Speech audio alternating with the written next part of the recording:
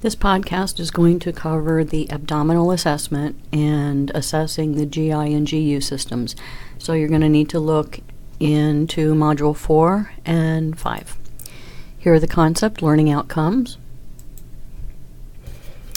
And you should have a good understanding of digestion and elimination already from your AMP classes. Urinary elimination rids the body of excess fluid, electrolytes, through urination. The other terms that you may hear are micturition, voiding, and urination. With your older adults, their bladder is more fibrous, decreased capacity. Normal capacity for a normal healthy adult is about 500 milliliters. There's also weakening of the voluntary pelvic floor muscles. Pregnant women with the enlarged uterus pressing against the bladder increases urinary frequency.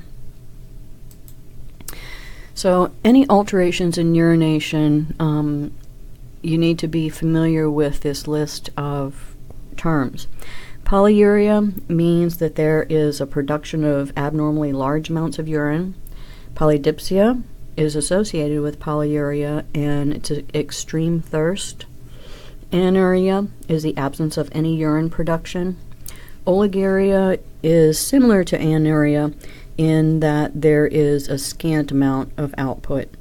Urinary frequency refers to how many times a day somebody voids, usually more than 6 times a day.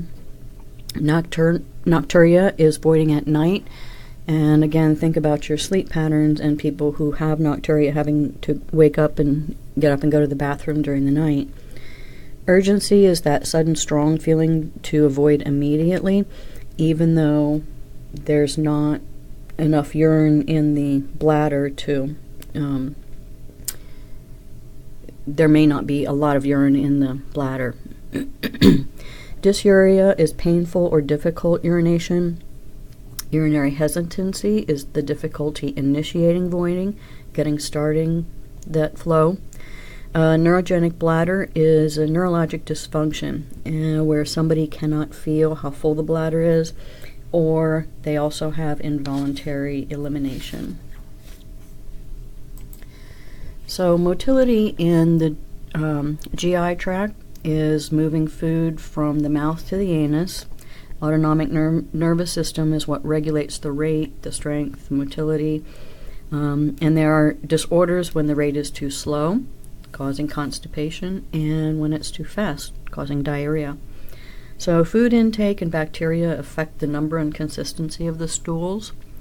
Motility is affected by any inflammation in the GI tract, also tumors, obstructions, stress, postponement of defecation. Absorption moves nutrients from inside the GI tract to inside the body. That's an error on the right up here on your PowerPoint. So this occurs through active transport and diffusions.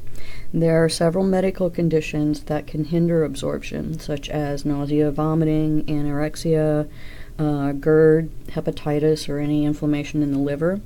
Malabsorption and maldigestion, their body is either unable to absorb the nutrients or digest certain foods. Pancreatitis is the inflammation of the pancreas. Pyloric stenosis is the narrowing of the sphincter that's between the stomach and the duodenum. So again, just some terms that you need to be familiar with. Non-modifiable risk factors. Women are at increased risk for urinary incontinence. Men are at an increased risk for urinary retention, usually due to an enlarged prostate. With women, it's that the muscles that and sphincters that control urination weaken. Disability and family history. Genetics may play a role in things like GERD, pyloric stenosis, celiac disease, pancreatitis. Older men, again, with an enlarged prostate, remember the urethra goes right through the prostate, so If the prostate is enlarged, it's going to put pressure on the urethra. Women, again, have weakened muscles supporting the bladder. Increased urinary retention increases the risk of a bladder infection. You have urine that sits in the bladder. It's dark and warm and moist, and that's when bladder infections can happen if somebody is not able to empty their bladder on a regular basis.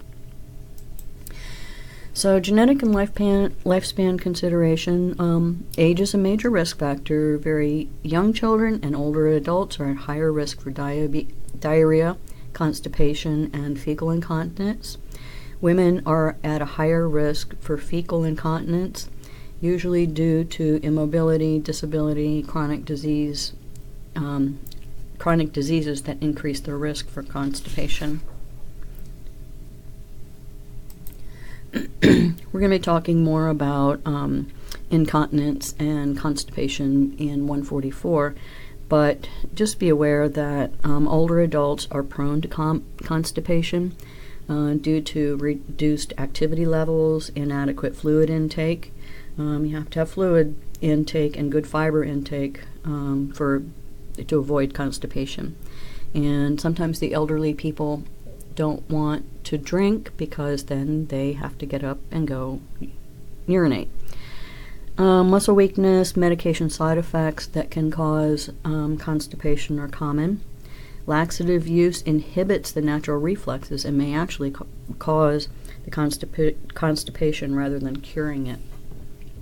And with pregnant women, delayed gastric emptying, decreased peristalsis could lead to constipation. So, modifiable risk factors: obesity, pregnancy, urinary tract infections, increased consumption of bladder irritants such as caffeine, alcohol, poor lifestyle habits, again, obesity, sedentary lifestyle, poor diet, bowel problems, constipation, medical conditions such as diabetes. Diabetes can aggravate elimination, normal elimination. So if somebody who is a diabetic, if they're keeping their blood sugars within that acceptable range, that is a modifiable factor. Any medical procedure that requires anesthesia is it's a modifiable risk factor, but yet sometimes surgery is necessary. And just remember, the person goes to sleep and the GI tract also goes to sleep, and it's usually one of the last things to wake back up when somebody comes out of anesthesia. They'll be awake, alert, but yet it takes the GI tract a little longer to wake up. Pharmacologic treatment for other conditions, again, medications can cause constipation. Cultural considerations. Privacy is a major concern. Always consider the client's attitude about the assessment. They may be embarrassed, have anxiety. They may want a clinician of the same gender. And make sure that you're asking questions using terminology that is easily understood. Nurses are going to talk about voiding and elimination, having a bowel movement. Your patients may not understand those words. So if you're doing your assessment and you're asking them about their voiding pattern, you may have to say, how often do you pee? And the same with GI elimination. How often do you defecate is not, a lot of people aren't going to understand what you want, what information you need. So asking them, when was the last time you had a bowel movement? If they don't understand that, it is okay to say, when was the last time you pooped? What did it look like? Etc.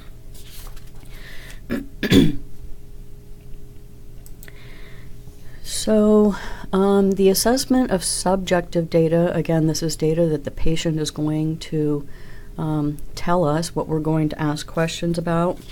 We will talk about this in class, and we're going to use your practice rubrics for assessing the abdomen and the GI-GU tract. The way we're going to do this in this course is you're going to be asking questions, those important questions about any problems with the GI tract or GU. You want to make sure that you're covering the genitourinary and gastrointestinal systems when you're doing your assessment. In the lab, though, all you're going to be doing is asking questions. The physical part, the physical assessment, we're going to go over in class.